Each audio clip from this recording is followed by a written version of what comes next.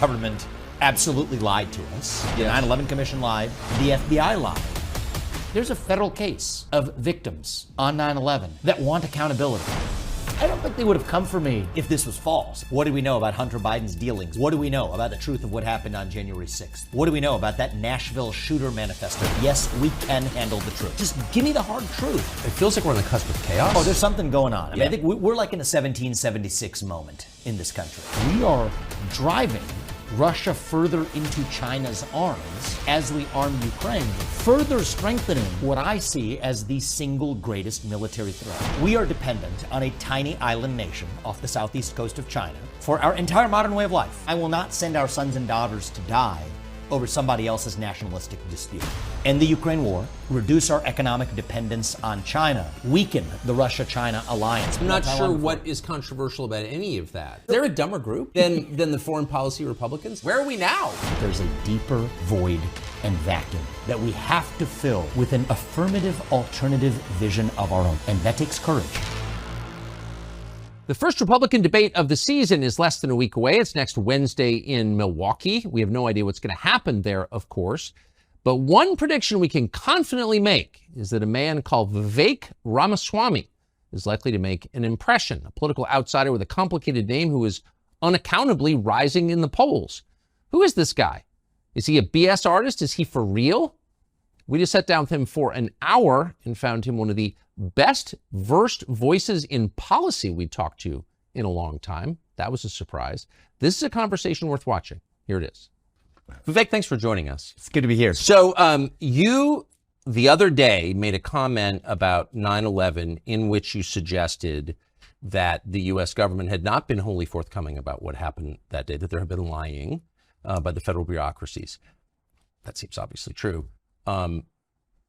The response was unbelievable. It was immediate. You were attacked as a conspiracy monger, as a lunatic, but not just by the left, also by the goons at the Wall Street Journal editorial page. Wrote a whole piece about how you disqualified yourself by even asking that question. What were you saying, and why was the reaction as fierce as it was, do you think? It was fascinating, Tucker. I've had many of these moments in the campaign where they said, this is the campaign ender. This is over. He just blew it. This is one of them. So this is like the fourth or fifth of those. But what was interesting about it was, right, this was not a left-wing chorus, right? This was mostly actually a right-leaning chorus. I mean, Mike Pence said he was deeply disappointed. Chris Murphy, this Democratic senator guy, says something very similar to Mike Pence. And so it's fascinating. It says there's something going on here. So in fairness, Tucker, I didn't suggest it. I explicitly said that the government absolutely lied to us. The 9/11 Commission lied. The FBI lied. Now, is this a core point of my campaign? No, it's not. I actually went on a comedy show where some guy asked me, was the moon landing fake? I said, I think it was real. Then he asked me, did the government tell us the truth about 9/11? I said, no, they did not. So in response to a question, I'm going to answer honestly. Yeah. And the thing I had in mind was the facts. There's this guy, al-Bayoumi. Now, rewind back to 9/11 and the pre-9/11 day. Think of how ludicrous this story is. A 42-year-old graduate student, and there's nothing wrong with being 42 and going back to school. My dad went back to school much later in life, but he's a 42-year-old graduate student who receives the two of the terrorists who flew planes into buildings in the United States of America not that long later, receives them at the airport in LA, takes them to his house, spends lots of time with them, integrates them into the community. But the account for what he said happened was he met them randomly at the airport. That doesn't make much sense on the face of it. Kind of happened to be at LAX and no, exactly. You guys from and Saudi. Hey, you know, you look like guys we might get along with, and then suddenly become fast friends at the airport, so much so that he takes them up. So it's a little suspicious. But hey, the 9/11 Commission and the FBI looked into it, and at the time they said his account is accurate. Yeah, it sounds legit. It sounds super legit, right? Now, there was some hanging out at LAX. You know, these guys came from Saudi Arabia. Does this guy who received them have any ties to Saudi Arabia? That's where they landed. But now, 20 years later, in 2021 and 2022, the FBI quietly declassifies documents. And they have to, 20 years later is the deadline. That suggests that, oh, wait a minute. They did know, actually, that this guy was a Saudi intelligence operative. Interesting how that works. Just slips that right under there 20 years later. Now, there are real consequences for this right now because there's a federal case of families of victims on 9/11 that want accountability, that are determining answers. So they're suing the Saudi government. And the case turns on whether or not this is true. Because those attackers were from Saudi Arabia. The Bush administration, you'd have the 9/11 Commission, bipartisan. You have the fact of the FBI, CIA, everybody saying that, no, this guy was really just acting independently here. But now we say is a Saudi intelligence operative. There's really the question of whether the Saudi Arabia owes damages to these families. So this is a relevant question. So is this the main point I'm focused on in my campaign? No, I'm not. We have to focus on the future of the country. But if I'm asked a question and I answer honestly based on the facts, I don't think they would have come for me if this was false, if this was ludicrous. Of course. Lying is never punished. Lying is never punished. But it's speaking the truths you're not supposed to speak. That's what actually attracts the immune response, the anaphylaxis. But why? I mean, you made I thought, a really wonderful point in one of your responses to this, in which you said it's not okay for the government to lie to us, period, in a democracy. It's poison, and it corrodes the system that we revere, democracy. So, but why would the Wall Street Journal take time out of its busy schedule of defending low capital gains taxes to attack you over this? What's interesting is I think that there's a bipartisan consensus in this country right now that we, the people, we can't handle the truth. Yeah. It's like Jack Nicholson at the end of the movie, right? Yes. You can't handle the truth. You need me on that wall. My basic view in this campaign is no, we don't need you on that wall. And yes, we can handle the truth. COVID-19, what was the origin? What did we know about the vaccines before we mandated them? What did we know about Hunter Biden's dealings before we systematically suppressed that story? What do we know about the truth of what happened on January 6th? What do we know about that Nashville shooter manifesto, the transgender individual who shot up a bunch of people in a Christian school? That's why I went to Nashville not that long ago, because Bill Lee, a Republican governor of Tennessee, now wants to pass a red flag law in Tennessee without releasing that manifesto. The whole point is the public can't handle the truth. And so I had offline discussions. I mean, we're talking with, big donors in the Republican Party, big folks in media, executives and otherwise, who said, hey, listen, okay, even if what you're saying is true, this is not helping you. He said, why is that the first question that should go through my mind, right? I mean, personally, I think the way I'm running this campaign is I'm not thinking about what's helping me or not before I say it. So far, at least that approach does seem to be helping me. Yes. We're doing all right. But even if I weren't, I'd rather lose some election than to play some political snakes and ladders of what we're supposed to say. And I think that that's really one of the questions at issue today, as it was in 1776. Do we believe that the public can be trusted with the truth? Whatever the truth is, just give me the hard truth. I mean, I have a friend of mine, her father died recently. She talked about actually her experience of her father having heart attacks even when she was a kid. He went on to live as far as he did. But she said the one thing she just wanted from the doctors, from her dad, et cetera, is, she's 12 years old at the time. I can handle the truth. Just tell me, is my dad going to die? Is my dad likely to die before he goes in for the next procedure? Don't just tell me he's going to live because you think that's what I need to hear. Just tell me the truth and I can handle the truth. I think most of us are this way. I think we as free human beings, what makes us human beings and not animals is the belief that we can believe in something bigger than ourselves and that we can handle the truth from those who are in power. And I think that's the moment we live in today. It was the moment of the American Revolution that we, the people, can be trusted. And I think we now live in a moment where the government, and not just the government, but a broader establishment in our country, believes that citizens of this nation cannot be trusted with the truth. So when you describe the way that people who run the country feel about voters, you're describing the way parents treat small children. That's right. That's right. I think that that's actually worth understanding, because there's one school of thought that says the government and the people in charge are fundamentally hostile to the people. If only it were so easy, actually. I think the reality of what's going on is far more dangerous, where the people who are in charge have actually what they think of as a benevolent view of the people, that we're doing what's actually right for you, for me, for the populace at large. And then if you look at this throughout history, Tucker, for most of human history, that's how it's been done. For most of human history, before 1776 in the old world, the vision was the people cannot be trusted to sort out their own differences.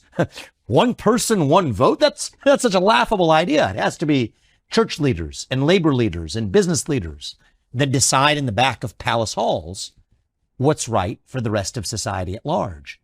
And then we had this weird departure in 1776 that said, no, no, no.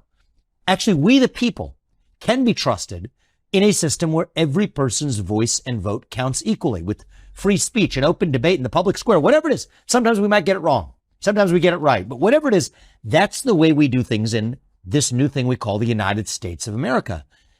But then every once in a while, and we're in one of those moments, that ugly monster rears its head again that says, no, no, no. The people can't be trusted. It has to be now in the back of palace halls, in the back of three-letter government agencies in Washington, D.C., or in the back of BlackRock's corner office on Park Avenue in Manhattan, wherever it is. It's that the enlightened have to make sure that the public is protected from the truth, just like a parent protects a child. And I think it's that parental instinct. It's not the kidnapper's instinct, right? It's not the guy who wants to, kidnap and kill the child. No, it's actually almost what they think of as being the instinct of a parent who's doing for you what's better for you than you know for yourself. And I think that's what gives it actual staying power, because it's not what somebody thinks of as evil who's committing evil. They think of it as actually a moral obligation to the public, which explains the bipartisan nature of when somebody speaks the truth about what really happened on 9/11. No, hush, keep that under the rug, because Republican or Democrat, we know that the people can't be trusted for that. It's not good for the people. The children are listening. Lower your voice. The kids are listening. Yeah. Do you get the sense as you travel the country, talk to people, speak, that we're on it feels like we're on the cusp of chaos? I think we're on the cusp of something. I'd like to think of it as a revolution, in a positive sense of that word. I think that, I try to be an optimist at times. But you feel like this is... Oh, there's something going on. I mean, I think we're like in a 1775, spring of 1776 moment in this country, actually. I think that people are hungry. Now, the form I want to see it play out in is reviving those shared ideals that unite us, that set the nation into motion in 1776, that I think are innate to our nature as human beings, as Americans. I think that there's a hunger for a revival of those ideals. That's where we are, but there's a lot of ways that energy could go. The way I would like to play my small role in helping channel that energy, it's not all going to be done by the U.S. president, but there's a role to play, is to channel that energy towards a positive revival of that which unites us across our diverse attributes or divides. But if it doesn't go that way, there's a dam that's going to break and the river's going to go somewhere. I hope it leads towards a national revival rather than, other places where this could go. How concerned are you about a real economic reset in the next year? Quite concerned. I think that 2024 is going to be a year where it's not going to take a lot of guts for me to make this prediction, because I'll tell you why it's easy to make. We're on the cusp of a major economic downturn next year. We live under conditions of a deeply inverted yield curve. I mean, these are topics that may put people to sleep, and so we don't have to Can you explain get into it. Yeah, I mean, it's basically you would expect in the long run, right? Long run interest rates on long run bonds are higher compared to interest rates on short run bonds, because there would be higher risk of being repaid back. That's how things are supposed to work. There are a wide range of factors that can occasionally cause that to tilt in the other direction. We're in one of those conditions right now, where the interest rates on short-term bonds are significantly higher than they are on long-run bonds. And every time that's happened in the last 40 years, that has predicted a recession that followed in the year or so that came later. And there's lots of complicated reasons for why, and economists can debate it. But what's not debatable is that that's exactly what happens. That's where we are now, which is why I think, in the calm before the storm. Biden will put up low unemployment numbers. Well, that misses the point that we have a deeper structural deficiency, where our real problem is there are twice as many jobs open as there are people looking for work. Right. That's the actual deeper structural failure as it relates to the labor market. People have stopped looking for work. People have stopped looking for work. Absolutely. I mean, people are being paid more, or have been habituated more to staying at home than to go to work. People also don't have the skill sets required to actually show up to work, because they have four-year college degrees that were subsidized by the U.S. Department of Education, without actually having the skill sets that many employers badly need in order to grow their business, whether it's a big business or a small one. The inflation numbers, they'll point to saying, hey, the rate of inflation's coming down. Inflation's cumulative. Things are still 16, 20% more expensive than they were in 2020, and wages have not gone up in the same way over the same period. And so there are deep structural issues with our economy. I mean, the national debt, interest payments are going to be the biggest portion and line item of the federal budget very soon. But I think that short-term numbers that we look at right now belie the reality that we're going to have a reckoning. I think that reckoning is likely going to, the timing of these things is hard to predict, but I think that likely reckoning 2024 could be a pretty good prediction for when that's coming. But that's not just an economic story. I mean, people have psychologically, I think, a very hard time moving backward. Yes. Right? It's one thing to be poor. It's another thing to be poor having been rich. Yes. Very hard for people to metabolize that. Mm-hmm. And so if that happens to hundreds of millions of people at the same time, people get radical. Especially against the backdrop of already having deep distrust. Right. In my opinion, appropriately deep distrust in our existing institutions, including the government in this country. And so I think there are two ways this could break. Right? Sometimes you go through hardship and you're strengthened by that hardship. I'm just thinking about it as an individual in my life. Like I've gone through a hardship in my life. My father's been through hardship. In each of those cases, that led us to become stronger for having gone through that and did things that we otherwise would have never done, created things in the world that otherwise would have never existed. And that's the positive version of this. And it's the version I want to see for our country. But there's a very different way this could break too. I think that if we don't channel that frustration in a direction that creates something anew, right? A sort of reincarnation of our American experiment, which is what's going to be required. Then I think this ends the way that many other revolutions do, is not the creative kind, but the destructive kind. And I think the economic collapse calamity that I think recession at least that's coming could just be the catalyst. We'll blame it on, that'll be the final match that's lit, but it's the kerosene on the floor that we have to pay attention to in the meantime. And that's why I think when people ask me, are you a culture issues guy, or are you an economy guy, or are you focused on foreign policy? It's missing the point. These things are each symptoms of a deeper They're place. of a piece. There's no doubt. No doubt about it. So you said something when I saw you in Iowa earlier this summer. You said something really, really interesting about donors. And you are an interesting figure because you're effectively from the donor class. You're a rich guy running for president. Now you're dealing with donors from the other side. Mm-hmm. And you said that your views on Ukraine had given a lot of them pause. Yes.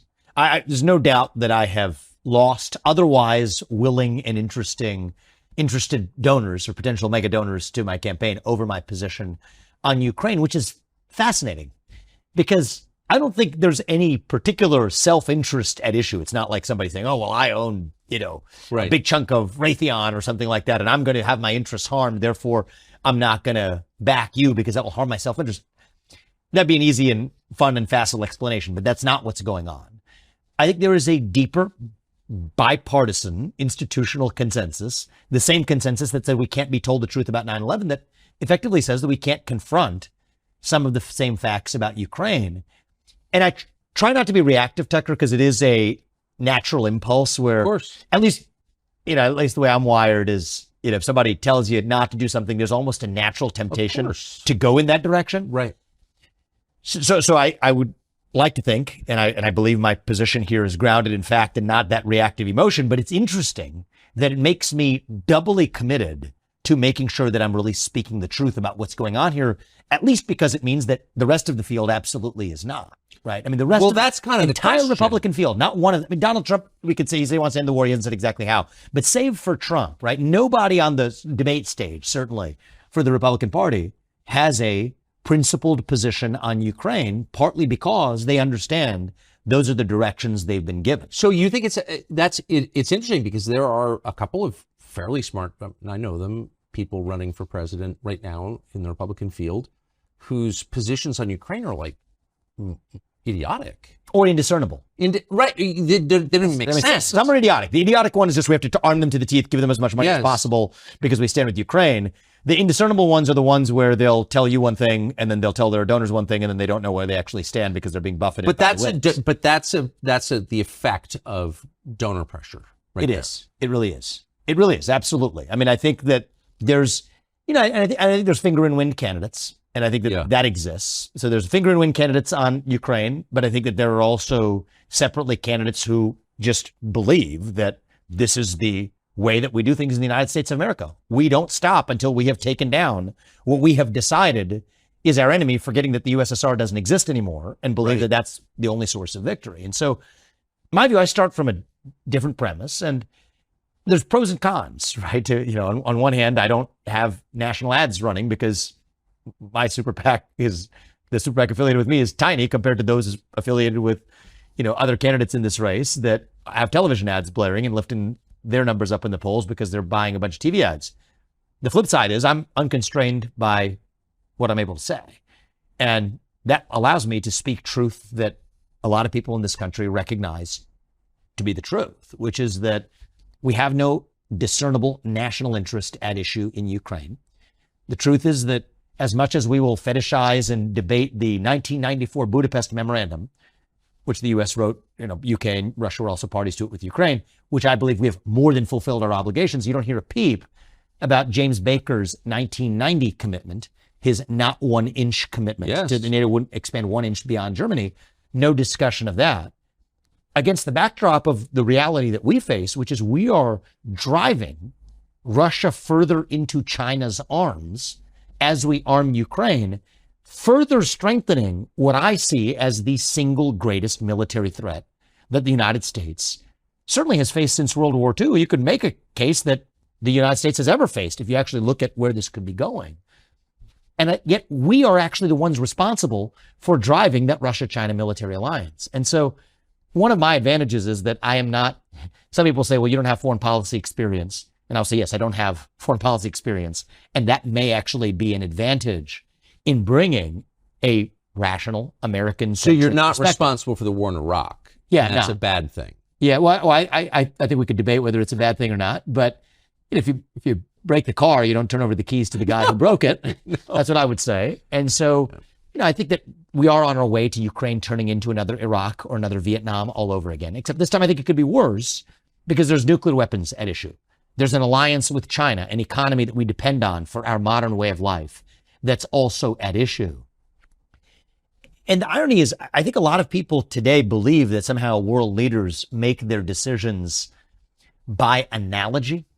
So Xi Jinping is going to say, oh, well, because Vladimir Putin walked away with a piece of Ukraine that he didn't have, that somehow means that by analogy, I'm going to be judged more favorably if I go after Taiwan and walk away with a piece of Taiwan that I didn't have, when I basically don't think that's how autocrats or any global leader should, or at least does, make decisions. To the contrary, I think what's actually more likely to happen is we're going to put Xi Jinping in a more likely position to go after Taiwan sooner because he knows that Russia's in his camp because they're in a more solid alliance. There's nothing we can do about it. Yeah, on Taiwan, you mean? Yeah. Yeah, I mean, I think that that's mostly right. Now, my view is, this is also another heresy that I think have recently managed to cross last night, which is that I think our commitments to go to war in that situation, or to at least even militarily engage in that situation, should change if it's before or after we have semiconductor independence in this country. Well, yeah. I mean, I think so. Right? So I agree with you completely, yeah. But for people who aren't following this, explain what you mean. Yeah. So this is a long history here, but for historical circumstances that are long and unfortunate, we are dependent on a tiny island nation off the southeast coast of China for our entire modern way of life. Right? These lights wouldn't work. The phones in our pockets wouldn't work. These TV screens and cameras wouldn't work if it weren't for leading edge semiconductors that are manufactured by basically one company and a set of companies around them, TSMC on Taiwan, that power our entire modern way of life. That's just a hard fact. How we got here, it's a long story. I think it's sad that we are where we are, but we are where we are. China has two reasons to want to go for Taiwan. Okay. One is a nationalistic reason, which is that back in 1949, they had this complicated civil war. Chiang Kai-shek, went to Taiwan and claimed that that was actually where the real Republic of China was based. And Mao Zedong said, no, it's the Communist Party of China out of Beijing. And for the longest time, actually, the US and the UN recognized actually the real China as being run out of Taipei, but at some point along the way switched to saying, no, it's actually run out of Beijing. And so there's this nationalistic thing going on that's super complicated history over there. But there's a more modern motivation for Xi Jinping, which is, wait a minute.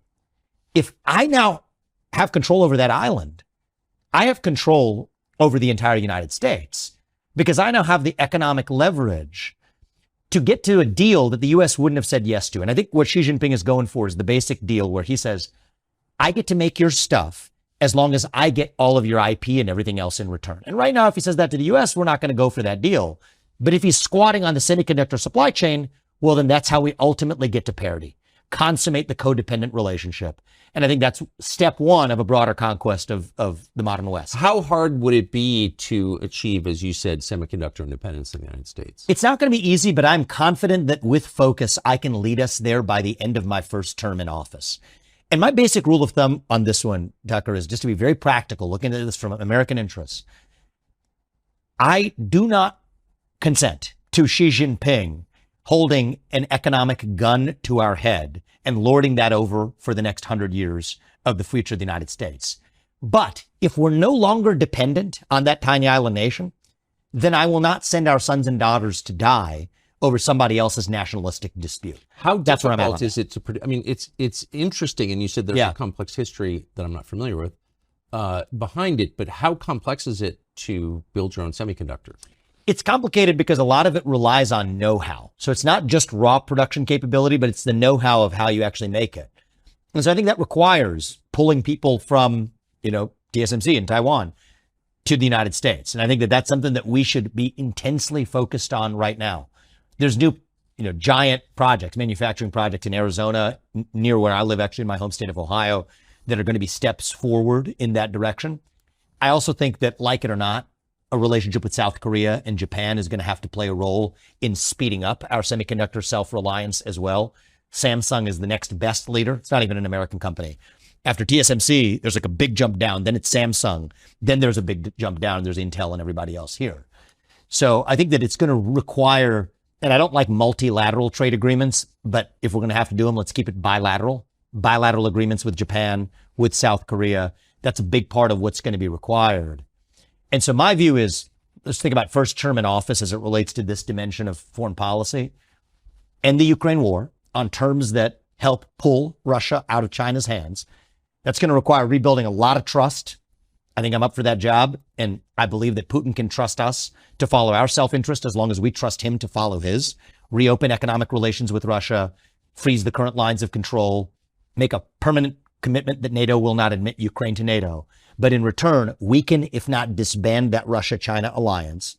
I'd get India back on side. And, if there's a guy who's going to rebuild trust with India, it better be a guy with the name Vivek Ramaswamy, who might be up for that task. But, getting India on side to say, you know what, we're going to be making sure that in a conflict situation in Taiwan, that we're at least on side with the United States.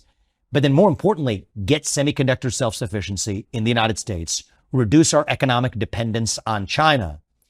If we're there by the end of my first term, by the end of 2028, the stakes are now just a lot lower with respect to what's actually happening in Taiwan. And if, is it preferable for China to annex Taiwan even after that scenario? No, probably not. But that's a different bar for whether or not we're going to actually be willing to send our sons and daughters to die over it. And in the meantime, there's one aspect of our national defense that surprisingly nobody's talking about, Tucker, which is actually our national defense of the homeland, where we have actually badly missed the plot for super EMP attacks, cyber attacks, nuclear defense. We helped Israel build an Iron Dome. How about an equivalent of an Iron Dome for the United States and our own homeland? And so that's where I'm focused in my first term. On foreign policy, if I can get us to semiconductor independence, if I can get us to significantly reduced, if not total economic independence from China, weaken the Russia-China alliance by ending the war in Ukraine, that actually keeps China at bay from not having an economic gun to our head over our modern way of life, at which point we then have a different set of commitments where after that, we're going to be in good shape no matter what happens. And so I wasn't, planning to get into some foreign policy detour, but that's the way I'm thinking about the first term. That all of that makes sense. You think so? Well, I'm not sure what is controversial about any of that. Well, I think what's controversial about it is they say how far those priority. It's weak. That's what I've heard yesterday. Yeah, I mean, from whom? Well, from a lot of Republicans actually. And is there a dumber group? I mean, than the foreign policy Republicans? I mean, I'm not talking about Republican voters. I mean, the members of Congress, the low IQ guys from, including your state, I hate to say it, Texas, who make their entire career about seeming strong and quoting Reagan, and under whose watch the country has become demonstrably weaker. It has become, and that doesn't lead to strength, actually. Where are we now? And the funny part with our transgender army, like seriously. Well, people also miss this, Tucker, and this makes people uncomfortable as they get very upset when I say this. I think there's a chance that if we enter war with nuclear allied Russia and China, the United States as we know it, we may take a risk of it ceasing to exist. Of course. Okay, I'm glad you appreciate that. That's good because many people are like, what are you talking about? The United States ceased to exist. No, I actually think. Well, in a nuclear conflict, yes. Well, because we don't have nuclear defense capabilities. No. National defense has not been about defense for a very long time. Right. And so, by the way, super EMP capabilities take out our electric grids. We have, 60 Chinese transformers that are in the midst, nodes in our own electric grid. They could shut down our modern way of life with that. You want to talk about actual cyber attack capabilities? We're better on offense. We have no defensive capabilities. And so, when I think about a modern foreign policy vision, I'd revive a modern Monroe Doctrine. You don't mess with the United States on our own soil. We are not okay with a Chinese spy balloon flying over half our country. We are not okay. We do not consent to a Chinese spy base off the southeast coast of the United States or in Cuba spying on the southeast corridor of the United States. We're not okay with intentionally pumped fentanyl, the raw materials literally coming, I'm not making this up, from Wuhan to Mexican drug cartels that are intentionally being pumped across our southern border as part of really a one-sided opium war. No, we're not okay with that, or with interference in the Western Hemisphere, or with China having control over the Panama Canal, something that people forget as well. No, we're not okay with that, but that is also our top priority. Protect the homeland and the interests of citizens here at home. That is how America is strong and actually leads on the global stage. And so the irony is, at least like the Reagan version of this was, yes, all of that projection piece through strength, but strategic defense initiative, nuclear defense here at home. Now we're in the worst of all worlds where you have a generation of people who vaguely remember the slogans and feel like they want to puff their chest, but can't really do it super confidently. So they're like doing it as like a second language. Well, altogether, forgetting about the actual defense of the homeland, it's even worse because the peace through strength part, the strength part actually provokes that which we're not even prepared to handle back at home. So I end up talking to a lot of neocons actually in terms of, bolstering me up because they don't have the right strategic vision, but they know all like the names of like, what an Ohio class, SSGN versus SSBN is. And I don't know these things. All the war porn, they love that. I mean, I wasn't born with this knowledge, but I'm going to be US president. Yeah. I better darn well and trained to know it. And so I'm probably talking to more liberal hegemony neocon people training me, not because I'm taking their views. I deeply disagree with them, but they, know the lexicon. And so, I want to put myself in a position where it's easily dismissible. This guy doesn't know what an Ohio class SSGN versus a SSBN is. Well, okay, now I do. It turns out it took all of about 30 minutes to get that one under our belt, but it doesn't matter. You're missing the plot if you're actually failing to actually advance. Is there a single neocon with a happy personal life? Like imagine, I haven't drilled into it. Dinner at Bill Kristol's house, the misery. Do you know what I mean? Like it does seem like, I don't want to psychoanalyze here, but it does seem like their project has nothing to do with helping the United States in any way, and it is psychosexual or something. They're for war as long as other people fight it. I mean, it's like a syndrome. I've never seen anything like it. There is a certain titillation you see when they're using words like Virginia class this or Ohio class that or tomahawks facing, there's a certain type of satisfaction. If your wife respected you probably wouldn't have to talk that way. So no, I think everything you said is self-evidently sensible, and it's hard to, by the way, if you took a poll on what you just said, your defense priorities as you just articulated, I can't imagine you get under 90% for that. Like how could you disagree with that? But I haven't taken a poll, but it'll be interesting to find out. It's so obvious. If I'm wrong, maybe I'll get wiped out in the election, and I'm okay I with want to that. play, and you're busy, you got to go campaign. But I just want to play I want to play a soundbite, a SOT, as we say, from you on the campaign trail. This is an exchange, which I think just says a lot, where you're approached by a self-described pansexual. Here's what happened next. I was just wondering, what were your opinions on the LGBTQ plus community? Well, I don't think it's one community. Really? Yeah, I mean, how could it be? Just mashed together an alphabet soup. Trans is fundamentally in tension with gay, if you ask me. But what's your opinion? I am personally a pansexual, so I was just wondering what your views on same-sex couples were. I don't have a negative view of same-sex couples, but I do have a negative view of a tyranny of the minority. So I think that in the name of protecting against a tyranny of the majority, and there are times in this country's history where we have had a tyranny of the majority, we have now, in the name of protecting against tyranny of the majority, created a new tyranny of the minority. And I think that that's wrong. I don't think that somebody who's religious should be forced to officiate a wedding that they disagree with. I don't think somebody who is a woman who's worked really hard for her achievements should be forced to compete against a biological man in a swim competition. I don't think that somebody who's a woman that respects her bodily autonomy and dignity should be forced to change clothes in a locker room with a man. That's not freedom, that's oppression. And so I believe that we live in a country where free adults should be free to dress how they want, behave how they want, and that's fine. But you don't become oppressive by foisting that on others. And that especially includes kids, because kids aren't the same as adults. It's just a beautiful answer in so many ways, but I just want to parse your initial answer. 3 parts about it I love. She comes up and says, what are your opinions in the LGBT community? First, you question the premise of the question itself. How is it a community? Trans is fundamentally in tension with gay, as you say. That's not a community. I agree with that. Second, you're completely calm and you explain yourself. And third, you say, what's your opinion? Yeah. And you throw it back to her. But to the first thing, trans is fundamentally in tension with gay. I have not heard anybody say that in public. What do you mean? Well, I mean, first of all, it's just starting with the L and the G. Most lesbians don't like gay men and vice versa. But then now you keep adding. I don't think you can say that. It's too true. And you sort of like further start playing this out. Wait. Trans is this totally weird separate thing. That's like, so like, you're just like mashing this like alphabet soup just to create an us versus them destruction of modern order. Sorry, I should say I someone in the studio is nodding. Who would know? What you just said is true. It's the truth. I mean, really. And so, you know, the truth is, let's just take, I mean, we could have a lot of fun with this one, but just take some of the suppositions here and see if this logically makes sense, right? Like one of the suppositions in the gay rights movement, which, you know, I'm totally open to this, but it's just partly of how we created gay rights in this country, is that the sex of the person you're attracted to is hardwired on the day you're born, even though there is no gay gene. Now, if you make it one movement, the LGBT movement, that's the same movement that also now says that your own sex is completely fluid over the course of your life, even though there is a definitive sex chromosome. Like, you can't believe these two things at the same time. They're fundamentally nonsensical. It's nonsensical.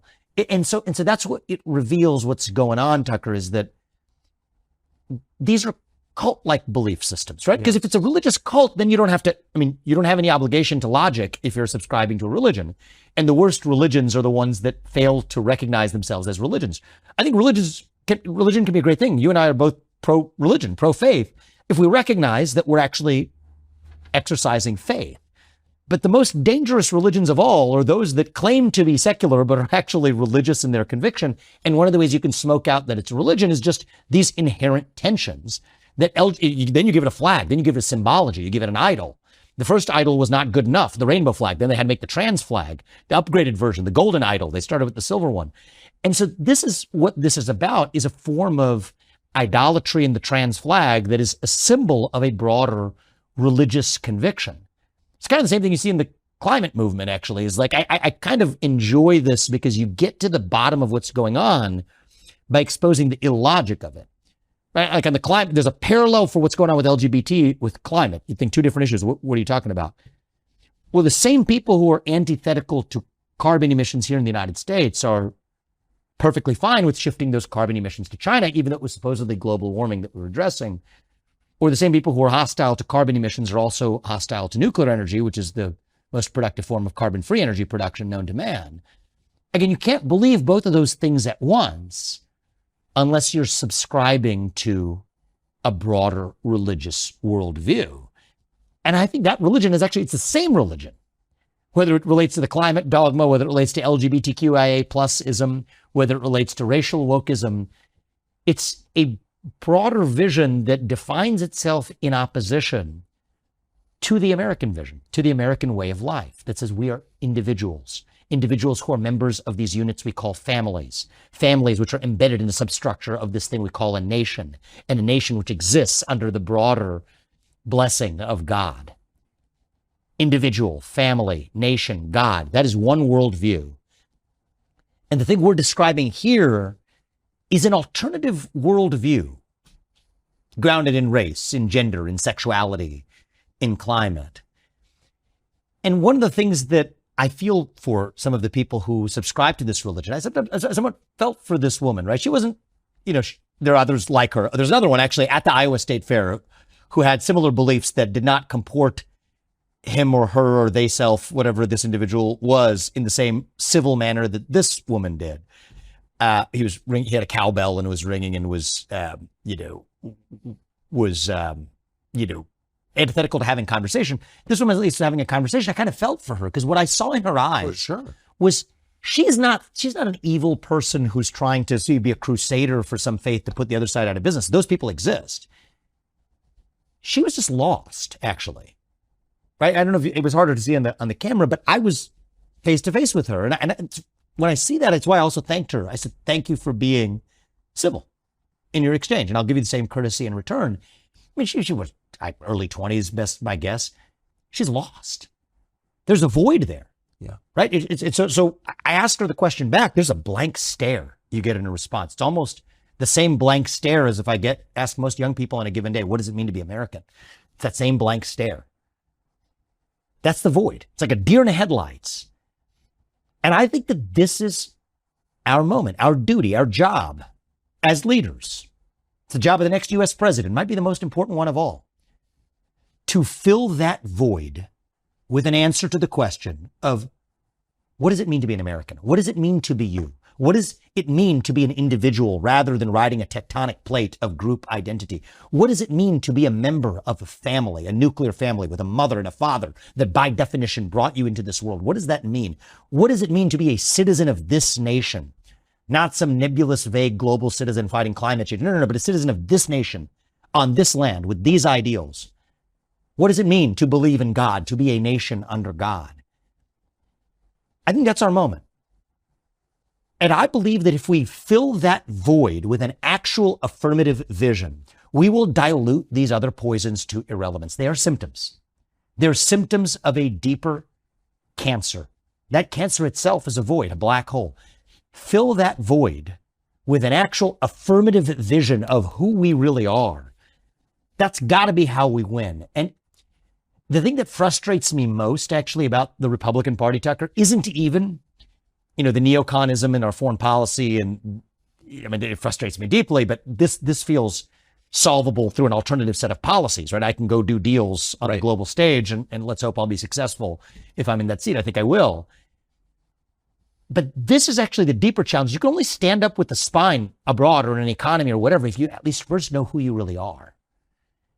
And I think that is the far more difficult question. It's not going to happen through policy, but somebody.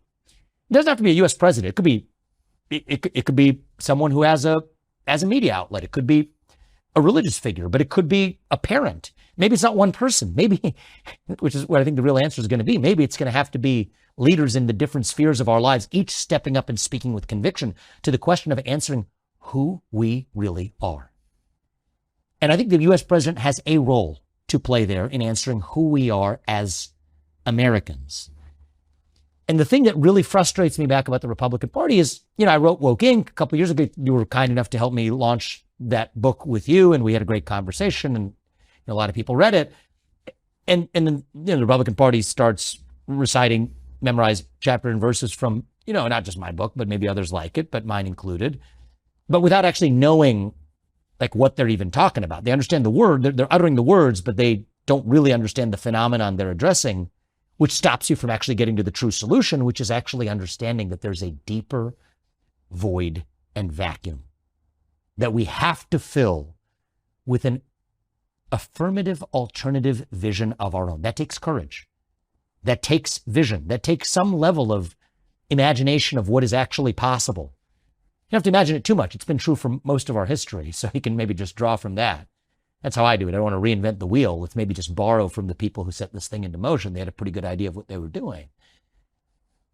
But that's what this moment calls for. And either we rise to that occasion and we take that 1776 spring spirit and we channel it into a revival of that once more, or else we will be the Israelites lost in the desert asking to go back and be ruled by the Pharaoh. And that's exactly what this nation is otherwise on a march to actually towards being ruled by, quietly becoming a people of sheep so our government can be a government of wolves. That's a perfect analogy. Vivek Ramaswamy, thank you very much. Good luck at the debate. Thank you. You'll hear people say the news is full of lies. In Kennedy's motorcade. 239 people. Death of Jeffrey Epstein.